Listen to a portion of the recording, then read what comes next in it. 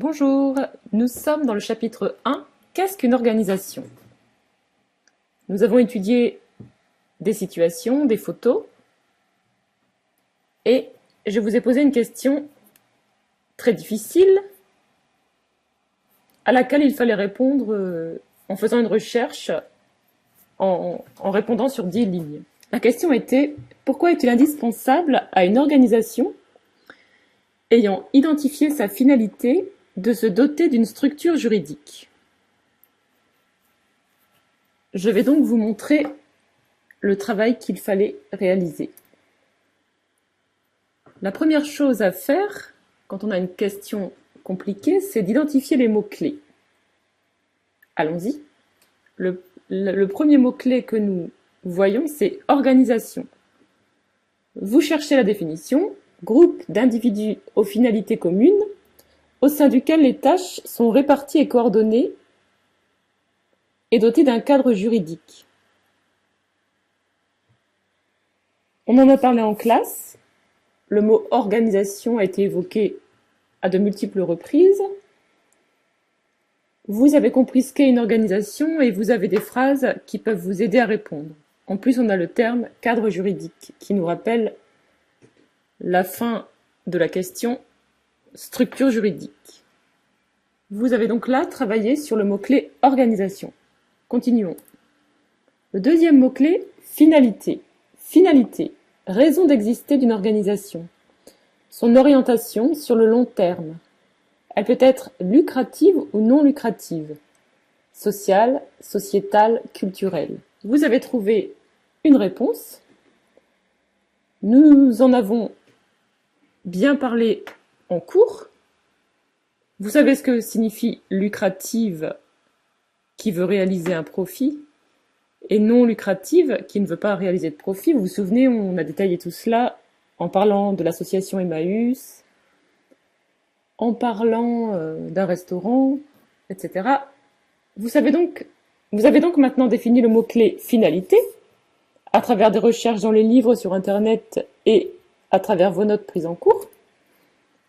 Ensuite, il y a un groupe de mots-clés, structure juridique. Vous avez, dans votre recherche, dû avoir des difficultés à trouver le mot structure, donc vous allez rechercher des mots proches du mot structure. Structure juridique, statut juridique, entité juridique, forme juridique. Vous recherchez les mots proches pour trouver la définition de ce groupe de mots-clés. Et vous trouvez le statut juridique et la reconnaissance par le droit de l'organisation en tant que personne morale titulaire de droits et d'obligations. Vous avez, je pense très facilement sur les moteurs de recherche, défini le terme statut juridique, proche du terme structure juridique. Et dans la définition de statut juridique, vous avez décelé un mot-clé qui était implicite, qui n'était pas dans la question, et ce mot-clé c'est personne morale. C'est un mot-clé à ajouter dans la recherche de la réponse. Personne morale. À ce stade, vous cherchez une réponse. Vous savez que structure juridique est liée à statut juridique et que la conséquence d'un statut juridique est de devenir personne morale, et donc vous cherchez à présent pourquoi il est indispensable de devenir personne morale. Se doter d'une structure juridique veut dire devenir personne morale. Mais pourquoi devenir personne morale? Vous gardez ce mot-clé très précieux, personne morale, et vous approfondissez en cherchant la réponse. Vous vous mettez entre guillemets un radar et vous cherchez les éléments positifs de la raison d'être personne morale. Personne morale. Une personne morale est un groupement ayant une existence juridique et qui détient à ce titre des droits et des obligations. Votre radar vous pousse à voir le mot positif des droits. Pourquoi est-il indispensable d'avoir des droits? À ce stade, vous réfléchissez. Pourquoi faut-il des droits dans notre société? Et vous approfondissez dans vos recherches.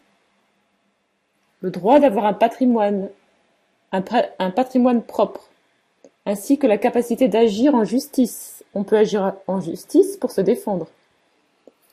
Ou de conclure des contrats. Conclure des contrats, c'est acheter un fournisseur, payer un employé avec un contrat de travail, signer un devis, avoir des stocks de marchandises, c'est très varié. Le contrat est un acte juridique que nous pouvons réaliser si nous avons une reconnaissance juridique. Donc, nous avons besoin d'être personne morale. Qui dit personne morale dit statut juridique. Pour bien comprendre, pour bien cerner la situation, vous avez besoin d'exemples qui illustrent ce qu'est la personne morale, ce qu'est le statut juridique, la structure juridique d'une entreprise et dans quel contexte elle s'exerce. L'État ou les collectivités territoriales sont des personnes morales. Les entreprises et les associations déclarées sont également des personnes morales. Après, vous pouvez aller encore plus loin. Vous pouvez vous interroger, élargir votre recherche, vous dire « Moi, je suis une personne physique. Quelle différence entre personne physique et personne morale d'un point de vue juridique ?» Question intéressante. Cette distinction a des conséquences puisqu'il y a distinction. Et vous trouvez la réponse. Cette distinction a des conséquences au niveau des peines en cas de condamnation. Une personne morale peut, comme une personne physique, être condamnée à une amende. Nous avons vu précédemment qu'il importe d'avoir des droits, mais si nous avons des droits, nous avons aussi des devoirs. Donc, il peut y avoir attaque en justice d'une personne morale. S'il y a attaque en justice d'une personne morale, celle-ci ne peut naturellement pas être condamnée à une peine de prison puisque ce n'est pas une personne vivante. Donc vous voyez là la nuance entre personne physique et personne morale. À présent, vous avez fait une excellente recherche par les mots-clés. Par les mots-clés approfondis, vous avez trouvé le mot-clé implicite personne morale. Vous avez découvert qu'il y avait des droits et des obligations et vous pouvez rédiger une réponse. Il est indispensable à une organisation ayant identifié sa finalité de se doter d'une structure juridique, c'est-à-dire d'effectuer un acte légal la rendant personne morale, reconnue dans notre société pour obtenir des droits et des obligations. Ces derniers la rendent pérenne et lui permettent d'agir. Embaucher, contrat de travail, acheter ou vendre, compte bancaire, se protéger, assurance, se défendre, entamer une procédure en justice. Mais nous avons vu aussi que la personne morale pouvait bénéficier d'un patrimoine propre. Cela dépend du statut juridique, mais c'est tout à fait possible. Ainsi, vous avez répondu à la question. Ce travail était extrêmement difficile, mais j'ai voulu vous laisser chercher, vous creuser la tête entre guillemets, puis vous apporter la solution. Votre note sur 10 ne sera pas notée sévèrement puisque c'est une première ébauche et que je sais très bien que la question était très difficile. À bientôt. Merci.